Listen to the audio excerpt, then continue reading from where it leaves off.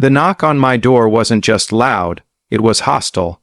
It sounded less like a neighborly visit and more like someone trying to break it down.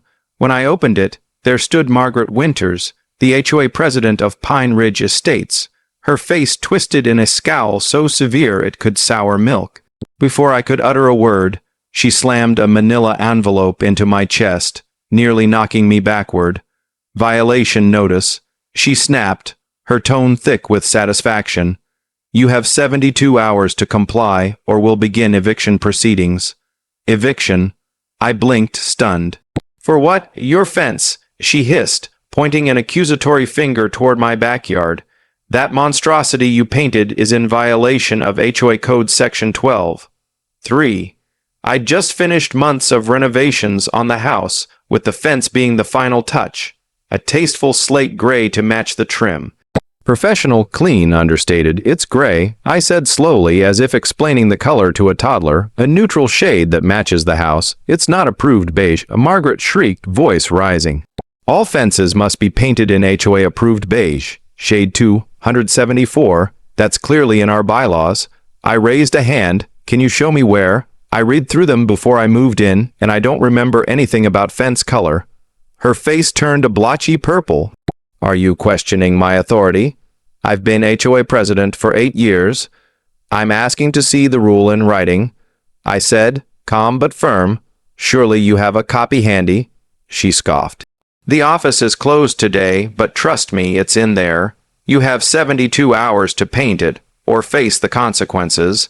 Then she stormed off, leaving me holding an envelope I hadn't even opened yet. Little did Margaret know she had just started a war with someone who had spent 15 years as a compliance officer for a Fortune 500 company. I live and breathe regulations, and I know when someone is making them up. The next morning, I filed a formal request for the current HOA bylaws, specifically asking for anything related to fence colors. The reply came via a hushed phone call from Linda, Margaret's assistant. Mrs. Winters says the bylaws are being updated. Linda whispered, clearly nervous. They're not available for distribution at this time. That's odd, I replied.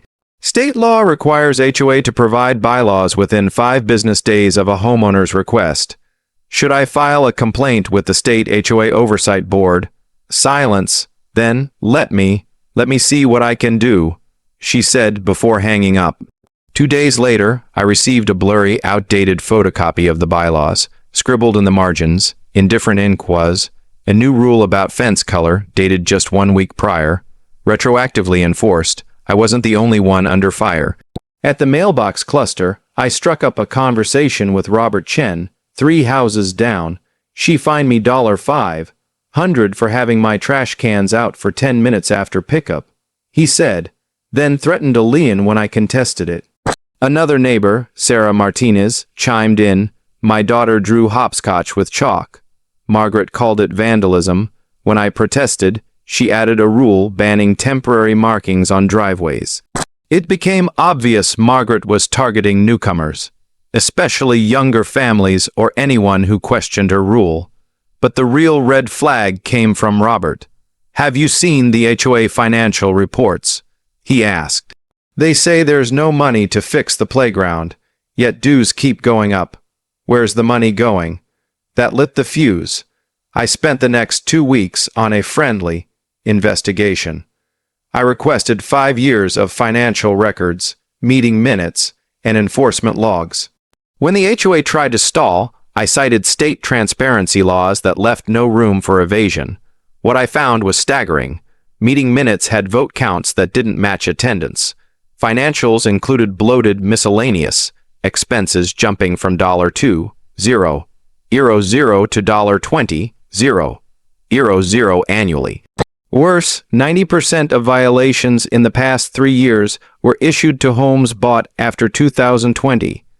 I compiled a detailed spreadsheet, cross-referencing home purchase dates, demographics, and violation history. The pattern of discrimination was unmistakable, but I needed more than trends. I needed irrefutable proof. It came from Linda. She called me from her personal phone one night, trembling. I can't do this anymore, she said. She made me forge signatures. I have everything on a thumb drive. We met at a coffee shop outside the neighborhood. What she gave me was dynamite, forged documents, emails between Margaret and other board members detailing how to encourage certain families to move out through targeted enforcement, invoices for personal expenses, like a Hawaii vacation, labeled as HOA business, even kickbacks from the landscaping company with inflated invoices and Margaret pocketing the excess. Tens of thousands of dollars, years of fraud. I compiled a 120-page report, complete with evidence, cross-references, and a timeline. I sent it to 3 places: the State HOA Regulatory Board, the District Attorney's Office, and, crucially, every homeowner in Pine Ridge Estates. The reaction was explosive. Within 48 hours, state investigators arrived at the HOA office. Margaret tried to block the entrance, screeching about private property, but they brushed past her, hauling out files, computers, and boxes of documents. "That man with the ugly fence is trying to ruin this community," she screamed. The board quickly turned on her, but the evidence showed they were all in on it. The vice president had been rubber stamping decisions. The treasurer had signed off on financials without ever reviewing the books. The state called an emergency meeting at the community center 2 weeks later. It was standing room only. Patricia Walsh, the lead investigator, didn't hold back.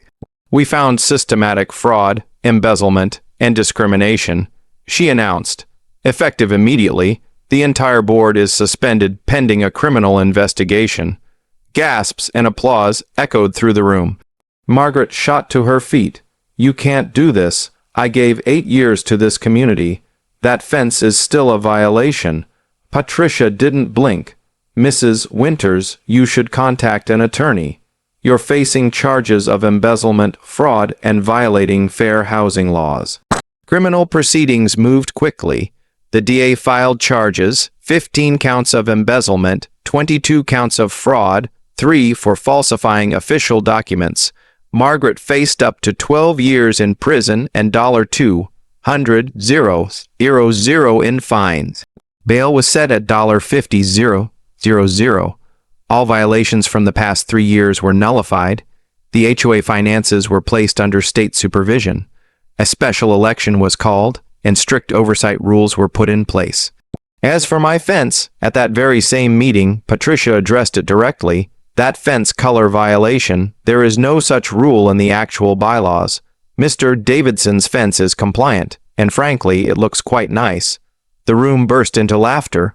Margaret's face went from purple to red to ghost white. 3 months later, Margaret pleaded guilty to 8 counts of embezzlement and fraud. The other charges were dropped in exchange for restitution and a 4-year sentence, due suspended, pending repayment and good behavior.